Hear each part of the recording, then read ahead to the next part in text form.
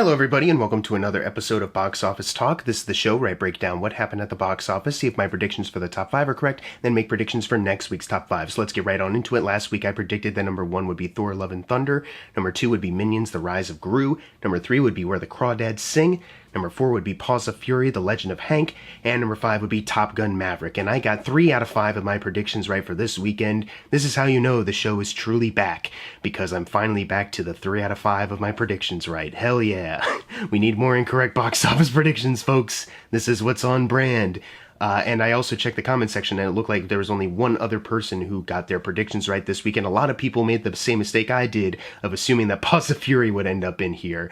It did definitely make a little bit more than I think most people were expecting, but it's not enough to squeak by some of the holdovers from the number 5 and 4 spot. We'll obviously get into that. But real quick, here is the shout out. The one comment who got all 5 of their predictions right. Congratulations. Let's get into it. Number 1 was Thor Love and Thunder, having a 68% drop between its opening weekend, and now it is pretty common for these bigger movies to have drop-offs like this, so I'm not going to read too much into all of this. I will say, though, that it did make $46 million this weekend, which adds to a domestic total of $233 million. That is $1 million over the first Doctor Strange in the MCU domestic rank, and it's $26 million away from The Winter Soldier, so it's, it's doing about as you'd expect for these MCU movies. Worldwide, it is $497 million, so $21 million away from getting to Ant-Man in the worldwide charts. But it is, I think, more importantly, $3 million away from $500 million worldwide, which is usually, a sign that your movie has done well, even these, bigger ones.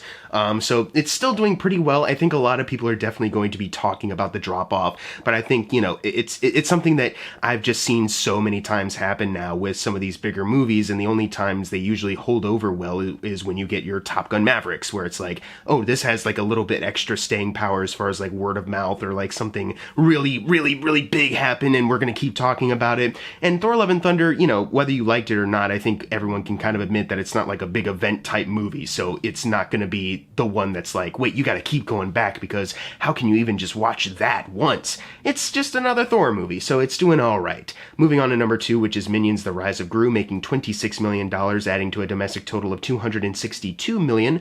It just outgrossed the first Despicable Me film by $11 million, which is quite incredible. It is $8 million away from outgrossing Sing and The Grinch, but worldwide, now its total sitting at $532 million, it is $19 million over The Grinch and $11 million away from outgrossing the first Despicable Me. So I do find kind of fun. I think it was this movie even last week where the worldwide numbers and the domestic ones are just off, where like it'll outgross something in the States, but then worldwide it still has a ways to go, or the opposite. I think that's just, the case with a lot of Illumination movies, actually. I think they might appeal to other places more so than, depending on what it is, whether it's a Despicable Me or it's one of their Dr. Seuss adaptations, it just might appeal to one place over the other, which is quite interesting just on the whole, but overall it's still doing, pretty fantastic. Number 3, we have one of our newcomers, Where the Crawdads Sing, making $17 million, so just as I even predicted last weekend, it did enough from the book crowd to get into the top 5, but it doesn't, the lots and lots of love that it got as a book doesn't necessarily translate into big,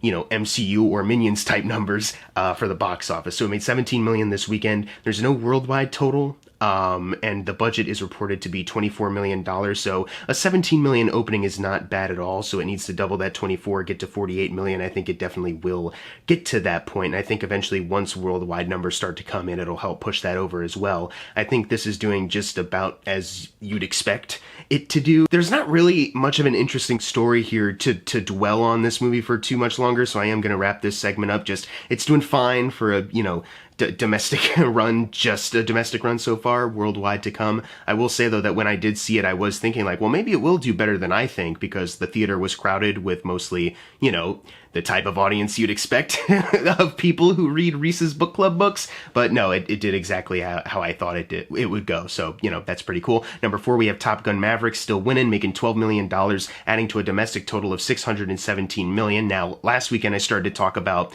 the overall domestic runs, because this is so high grossing that we can talk about that, and it's something interesting. It passed The Incredibles 2 by $9 million, and it is $3 million away from outgrossing The Last Jedi, which obviously it will do. It made $12 million this weekend, so obviously it's going to make this extra 3, and it's going to keep rising at that point. It's going to be so high in the top 10 chart at that point. Like I keep saying, it's crazy to think that this is the movie that actually is like really making waves out there. Worldwide, it now sits at $1,162,000,000, and it passed Aquaman by 19 million, Captain America Civil War by 11, and Minions by 3, and it needs 53 million more to outgross Iron Man 3, but I mean, shit, it probably will be doing that in a matter of seconds at this point. So just, I don't know what else to say other than just hats off all around, because the fact that this movie is doing as well as it is still impressive. Number 5, we have Elvis making $7 million. That adds to a domestic total of $106 million, and it needs $38 million more to outgross The Great Gatsby. Despite it holding over pretty well, I think we are at a point where it's like, yeah, if you haven't outgrossed The Great Gatsby by now domestically, you probably won't. Worldwide, though, I think it has more of a chance of outgrossing the next film in the Baz Luhrmann chart. It's at $185 million right now, and it passed Moulin Rouge's run by $6 million, and it needs $30 million more to outgross Australia. So I think there is at least a little bit more of a chance with that, because worldwide you have a ton of numbers coming in at once. But I think domestically we're kind of at a point where it's like, yep, it's the second highest Baz Luhrmann grossing film domestically behind The Great Gatsby, which is not bad at all. Number 6, we have Paws of Fury, The Legend of Hank. Like I said, it got beat out by Elvis and Tom Cruise. It made $6 million this weekend. There's no worldwide numbers to match it. It's on a budget of $45 million. Even though obviously worldwide numbers could come in at any point, domestically opening like this is pretty bad. I think a lot of people just looked at the trailer and were like, yeah, this is not the kind of movie that I even want to take the kids to see, and it's not anything like, it doesn't have the Pixar logo or anything like that. It's just, this just looks like something that I could show them in one of their crappy little TV shows, you know what I mean? So it's kind of a, flop as soon as it hits the theaters kind of situation. No need to really dwell on this either. Moving on to number 7, we have The Black Phone making $5 million, adding to a domestic total of $72 million. That actually puts it $3 million away from outgrossing Scott Derrickson's Emily Rose, and $7 million away from outgrossing The Day the Earth Stood Still. So, by next week, we'll probably be seeing this happen. So this will be continuing to rise in the Scott Derrickson domestic run chart, which is great. Obviously, nothing can top Doctor Strange, but if this can, make a dent in the other films, before he even became a name or people even knew about Doctor Strange, anything like that, that's incredible. Worldwide, it is sitting at $114 million. That places it $30 million away from outgrossing Exorcism of Emily Rose. I'm not sure if it'll get there. Just, similar to like Elvis, like you do have a lot of money coming in other places, but is it kind of at a point where it's dying down just enough where it might not get there? I mean, either way, past $100 million worldwide on a budget of like $17 million or so. That is quite incredible. I think if this movie is still here like next weekend, which I think it will be, before it leaves the top 10, I definitely want to check the Blumhouse overall stats and see where that ended up, because it's not one of their like biggest grossing ones, but a lot of their movies kind of do similarly to this, where they're low budgeted movies, so even if they don't crack 100 million domestically, it still does really well. So that'll be something that I think we'll be checking out if it's still clinging on in the next couple weeks. Number 8, we have Jurassic World Dominion making $4 million, adding to a domestic total of $359 million, and it is $43 million away from outgrossing Jurassic Park. Worldwide, we've got to $902 million, like $98 million away from $1 billion worldwide. Will it get there? It depends on if there's any other places it needs to be released worldwide. It needs $143 million more to outgross the first Jurassic Park, but I literally just saw an ad before doing this video. I saw an ad on the TV alerting me that Jurassic World Dominion is like on VOD now, or it's about to be on VOD. That's kind of crazy. It feels like this movie just came out. I know it's legit been like exactly a month at this point, but it feels like I just saw it like 2 weeks ago. So it's kind of crazy that it's out on VOD now. I know this is kind of due to the fact that some theaters have changed their distribution models. Instead of a 90-day run, we have like a 45, to benefit COVID, or, whatever the thing is that they are getting out of that. So it's just kind of shocking to me. And that kind of makes me think, well, maybe they won't be able to make as much more as they usually could have if they kept the 90-day run, because if it's on VOD now, the higher chances of people pirating it or just renting it at home are, you know what I mean, instead of just going to a theater, especially with the bad reception it got. So I don't know. It's weird that, all of the other Jurassic World films outgross the original Jurassic Park trilogy, but this is the one because of, as we've discussed before, diminishing returns. Now it can't even do that. Number 9, we have Mrs. Harris Goes to Paris. So I was right in that prediction that it was not going to do well to get into the top 5 despite it being a wide release. It made $1.9 million on a budget of, I don't know, because none is listed.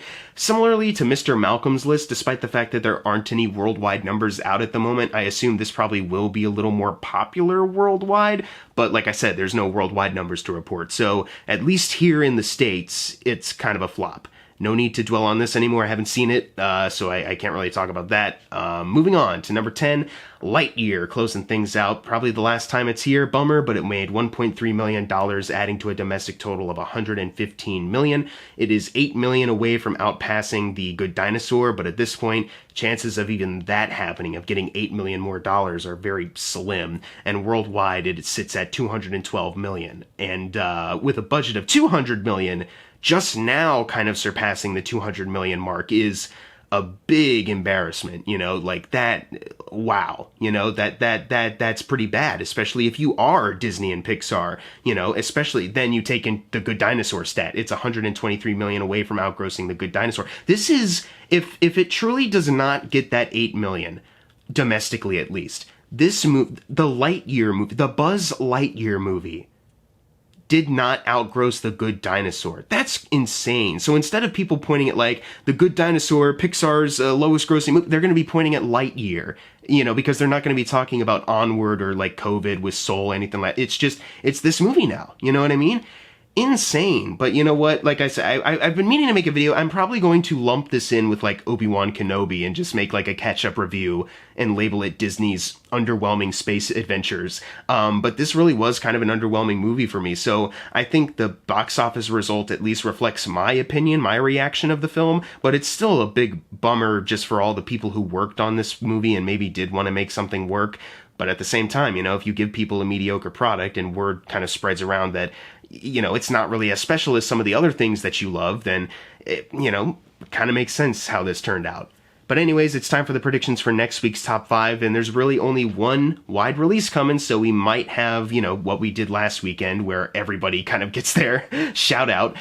Number 1, I'm predicting will be Nope. I think because Thor Love and Thunder dropped so much, I think the chances of Nope getting number 1 are incredibly high, especially when you take into consideration how much money Get Out made and then the biggest weekend that Us had. So number 2, I think, will be Thor Love and Thunder. Number 3, Minions: The Rise of Gru. 4, Where the Crawdads Sing, and number 5, Top Gun Maverick. So what are your predictions for next week's top 5? Do you have any wild guesses out there? Anything that differs from mine? And do you have any other information that you want to talk about in the comments section about the box office? Leave those in the comments below. And as always, thank you guys for watching. Make sure to subscribe. I'm Jackson Fulcher. See you guys next time.